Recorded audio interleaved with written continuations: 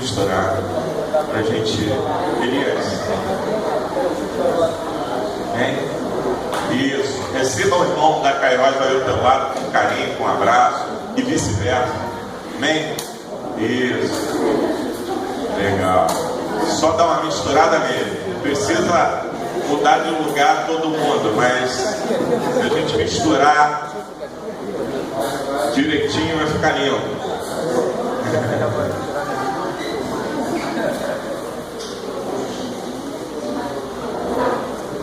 Bem, esse é o sentido desse encontro. Pode sentar, sentar. Dê um abraço aí, fique à vontade agora. Pode se sentar.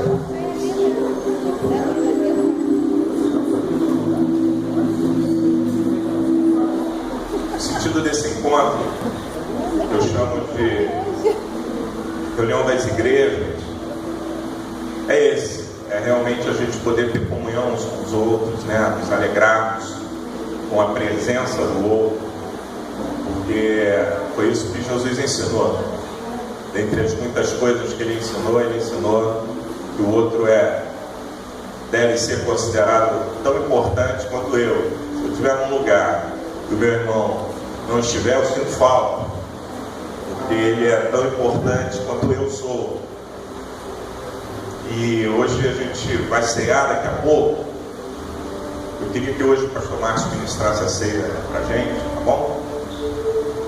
Para que a gente pudesse participar juntos. A igreja neste lugar está comemorando 12 anos. Eu estive aqui na sexta, estive ontem e hoje eu estou tendo o privilégio de estar também. E 12 anos, se você está do lado aí de alguém da Cairóis, diga parabéns, meu irmão. Parabéns. 12 anos, é uma história que está sendo escrita e o melhor, é que está sendo escrita com a caneta de Deus. É Deus que escreve essa história. Eu queria compartilhar algo com vocês nessa manhã.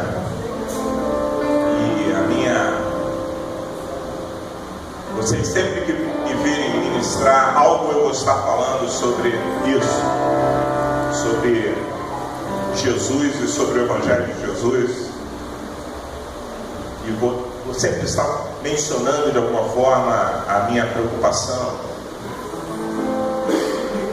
em descobrir mais do Evangelho. Eu tenho observado que o pastor que esteve aqui na sexta-feira, ele trouxe uma palavra muito séria, muito linda, e ele falou de algo que me chama muita atenção, que são patamares que a gente precisa alcançar e não ficar na mesmice da coisa, né? Eu entendo que a vida do Evangelho, ou a vida do Evangelho é assim.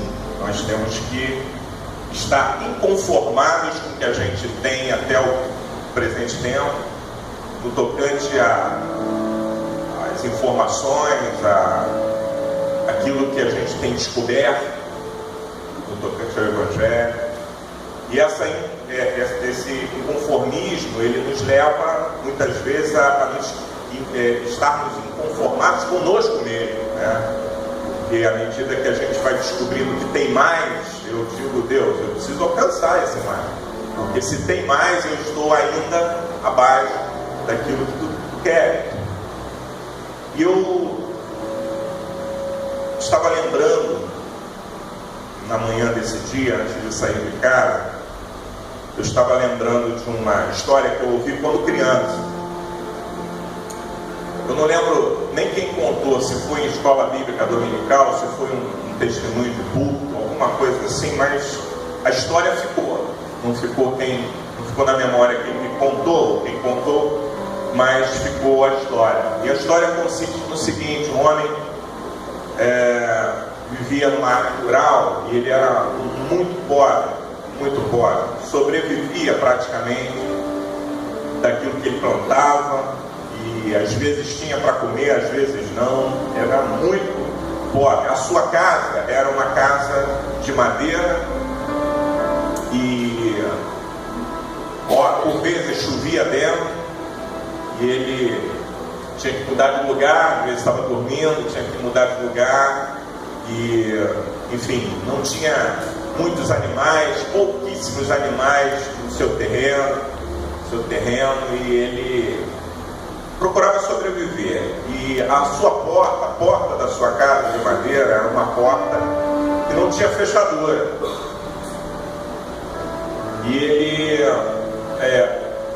então resolveu, para ter um pouco mais de segurança em relação a bichos, animais que pudessem entrar, ele resolveu calçar a sua porta com uma pedra. E ele encontrou uma pedra no seu quintal e ele passou a utilizar uma pedra grande, passou a utilizar essa pedra como calço para a sua porta. E ele colocou a pedra ali e todas as vezes que ele precisava fechar aquela porta, ele colocava a pedra para que a porta ficasse calçada de fato e um pouco mais segura.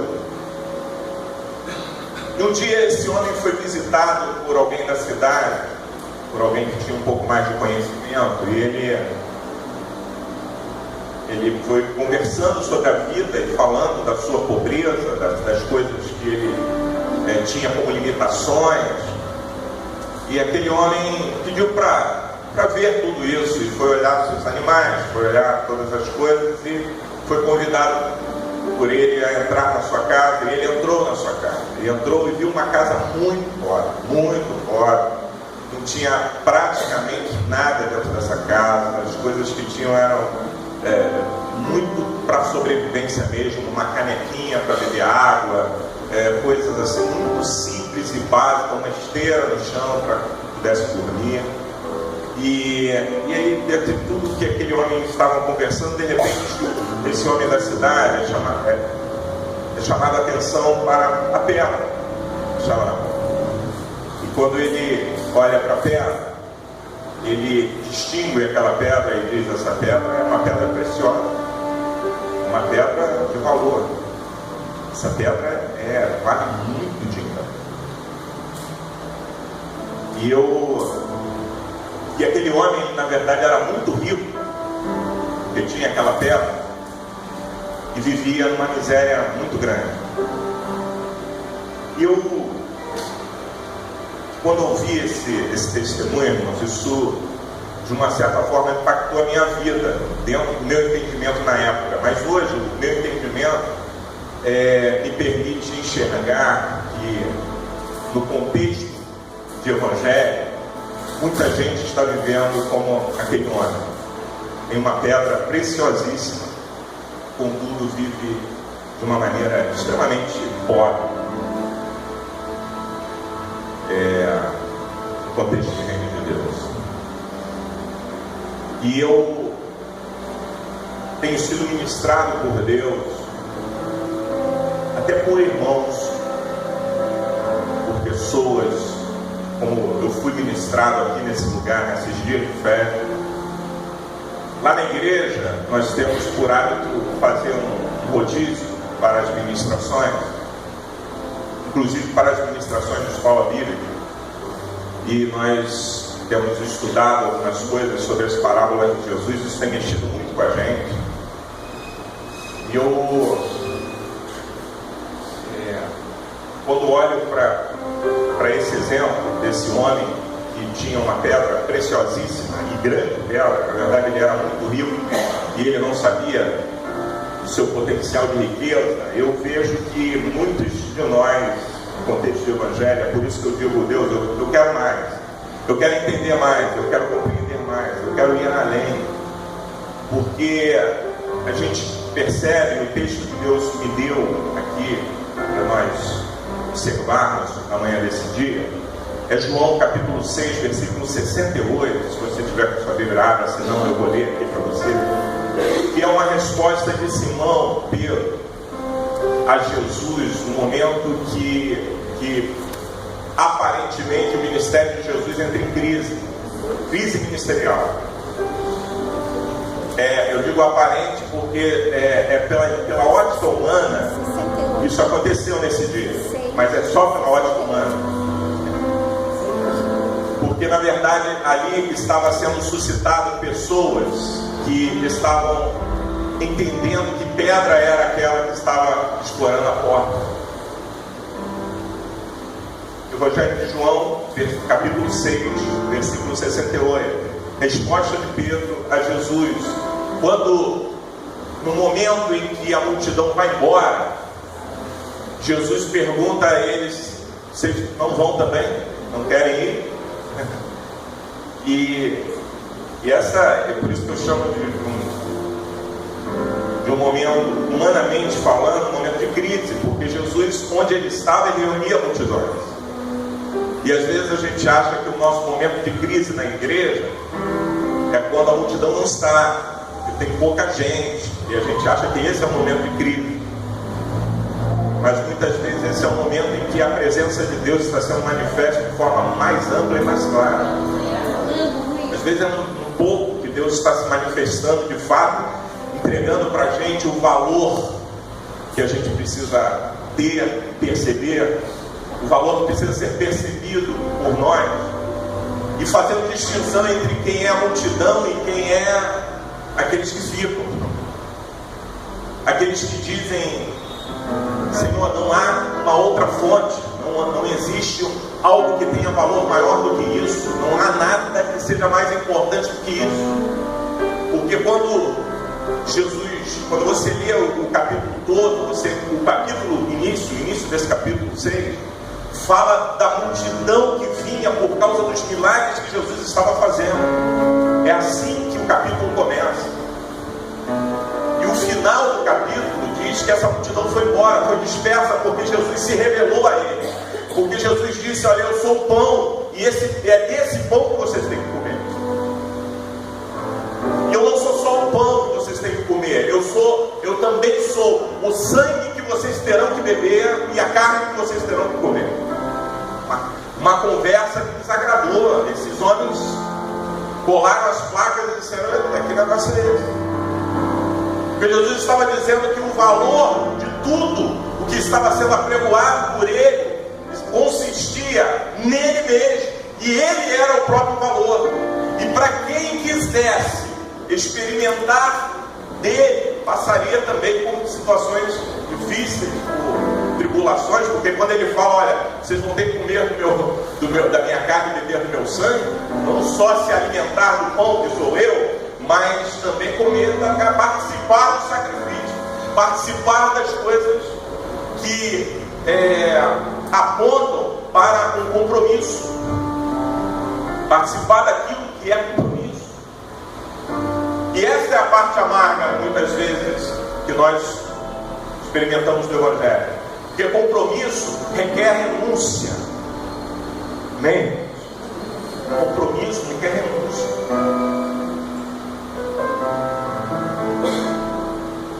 E o meu compromisso com Jesus, ele precisa ser estreitado pelo valor da pedra, e não por aquilo que ele tem para me dar. Aliás, essa é a grande distinção do Evangelho autêntico para o Evangelho que dou valor. A grande distinção está no fato de eu saber, primeiro, que ele já fez tudo o que eu precisava já está feito. Tudo o que eu precisava. O que precisa haver nesse ponto é o que eu preciso fazer. E o que eu preciso fazer, irmãos, está no contexto do dar, do amor, do dar. Eu estava há dias atrás meditando numa palavra, e o Espírito começou a falar comigo de algo que parecia não ter a ver com a palavra que eu estava meditando. Eu estava meditando naquela palavra que o pastor Jorge, ministrando aqui sobre o ofertório, falou, orou, e ele disse sobre amar a Deus sobre todas as coisas, ao próximo como a ti mesmo. Eu estava meditando nisso,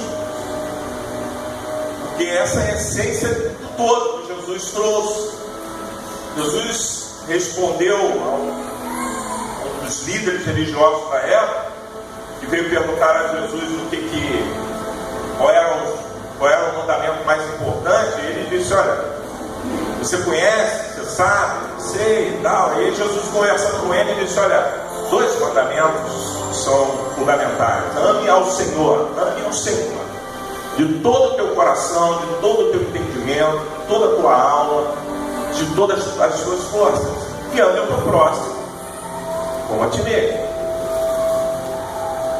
E aí, eu estava meditando nisso, irmãos, preso a isso, olhando para isso e falando: Senhor, eu preciso te amar, eu preciso aprender a te amar com a profundidade que tu estás trazendo para esse Deus.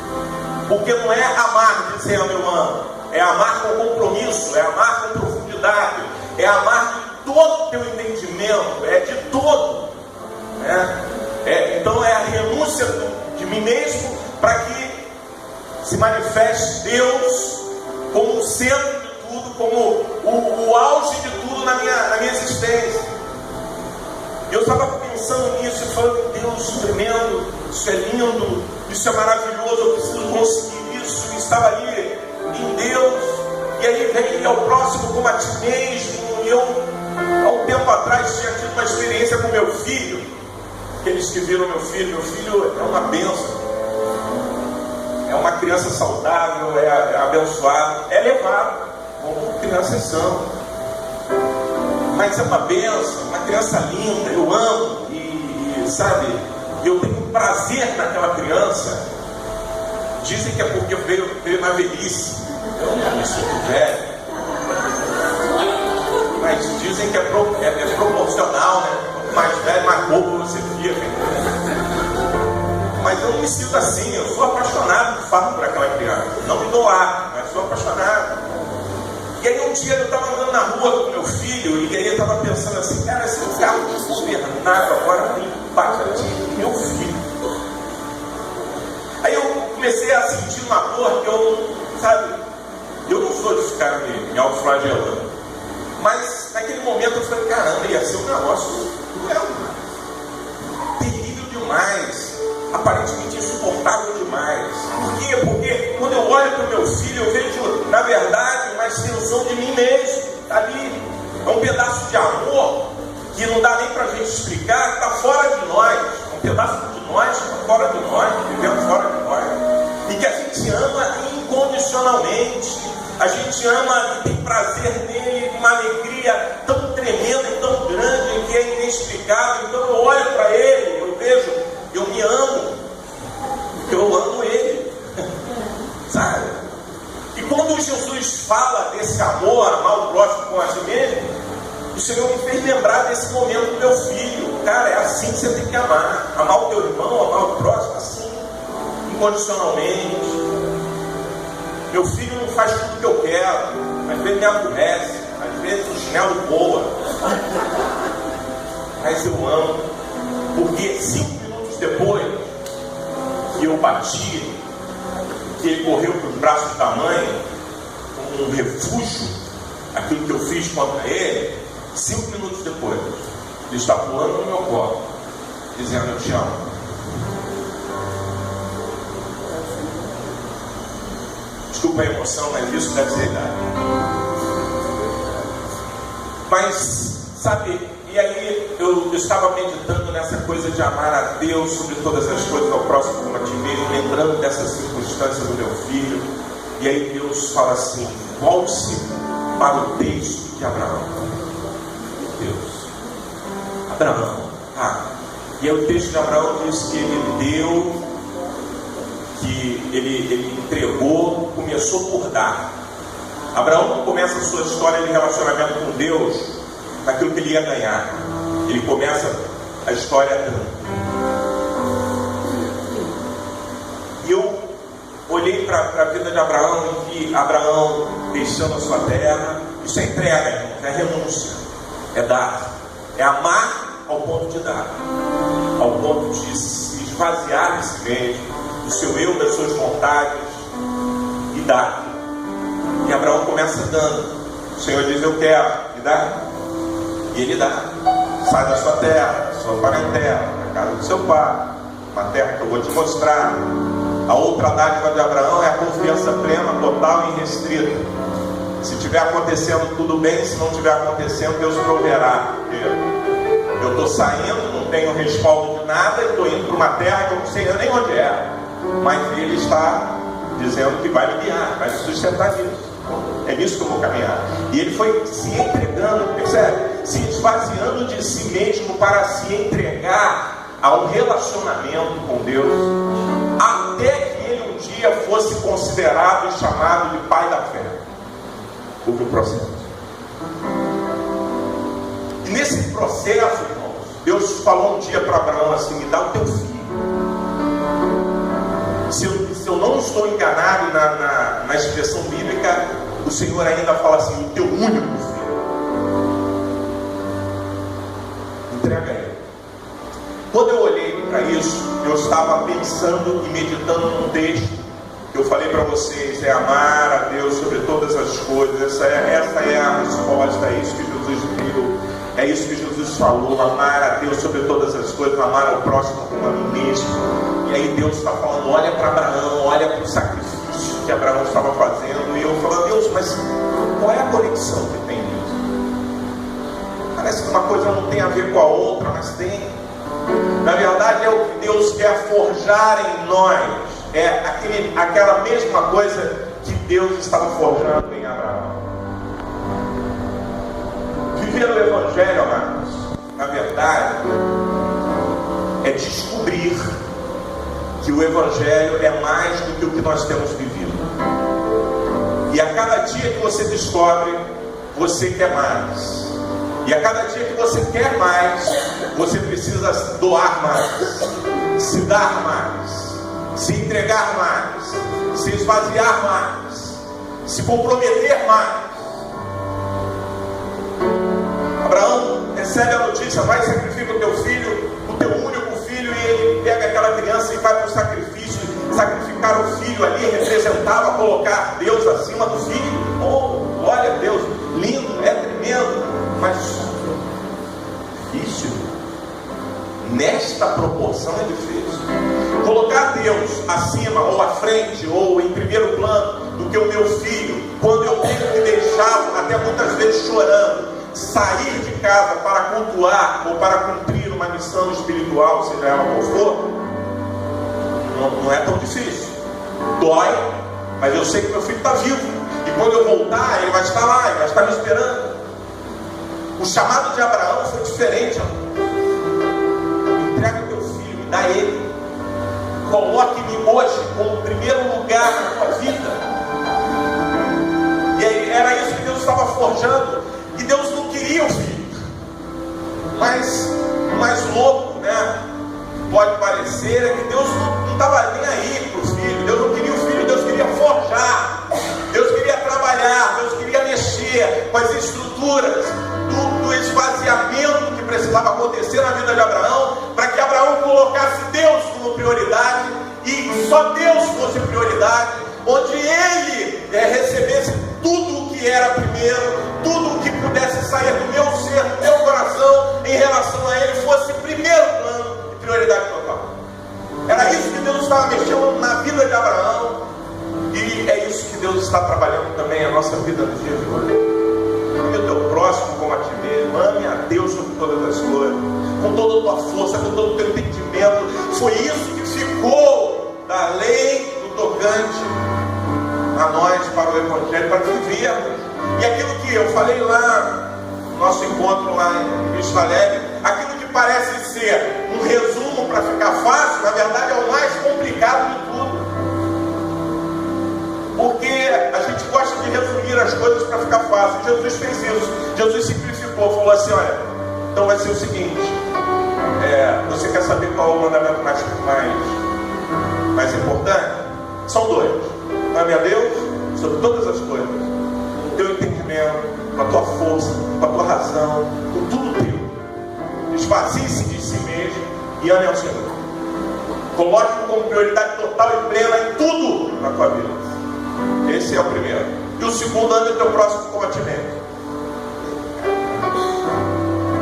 E aí eu olho para Abraão e vejo Abraão: Deus é prioridade para mim, eu vou sacrificar meu filho. Ele pediu, eu vou sacrificar. Eu imagino a dor. Eu estou falando isso e lembrando da minha experiência, do meu momento com meu filho. Imagina a dor que foi levar as últimas circunstâncias, levar mesmo, colocar, prendê-lo, amarrá-lo e levantar o cutelo para degolar. Estava mostrando que amava a Deus. Ali, na verdade, Deus estava forjando o caráter espiritual de Abraão e dizendo: Abraão, nada pode substituir a minha presença na tua vida. Nada pode ser mais importante do que a minha presença na tua vida. Absolutamente nada pode tomar o meu lugar no trono do teu coração. Nada. E Abraão responde. E aí eu falei: Deus, tá bom. Em relação a colocar Deus em primeiro lugar, amá-lo e tal, está respondido. Agora, o que tem a ver com amar o próximo? O forjar e amar o próximo é assim: olha, aquele que eu estou oferecendo, sou eu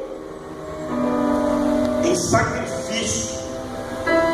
É o meu eu sendo sacrificado. Isso é o que Deus estava forjando no caráter espiritual de Abraão, forjando o eu no sacrifício. Irmãos, amar o próximo dói muitas vezes. Amar o próximo incomoda muitas vezes. Eu não estou falando de quem te faz o bem o tempo todo, de quem está na rua contigo. Estou falando de amar o próximo na extensão que a própria palavra traz. Amar aquele que precisa quando ele precisa. Amar aquele que você tem que despender tempo quando o necessário é despender tempo. Eu vi uma irmã uma vez pregando e ela disse que cantava uma canção que dizia: usa-me, Senhor, como um farol que brilha à noite, como ponte sobre as águas, e como aí no final dizia qualquer hora, em qualquer lugar. Um dia o telefone dela toca 3 horas da manhã. Ela falou: Deus, mas não era tão sério assim. Para ela sair da casa dela e ir para uma comunidade de uma mulher lá desesperada, precisando de Deus, e ia morrer. E é isso. Às vezes a gente canta, a gente fala, mas o nosso compromisso é pequeno. Ele só vai até o ponto do meu conforto. Ele só vai até o ponto de onde está bom para mim. Ele só vai até o ponto de onde me satisfaz. Ele só vai até o ponto de onde eu posso, eu concordo, sabe? Só isso. Só que o evangelho que Jesus ensinou foi: ame a Deus sobre todas as coisas, ao próximo como a ti mesmo. Quando ele faz isso com Abraão, ele estava forjando o caráter espiritual de Abraão e dizendo: filho, você vai ter que ser capaz de sentir dor por alguém. Próximo. O que tem a ver com esse texto que nós acabamos de ler, irmãos?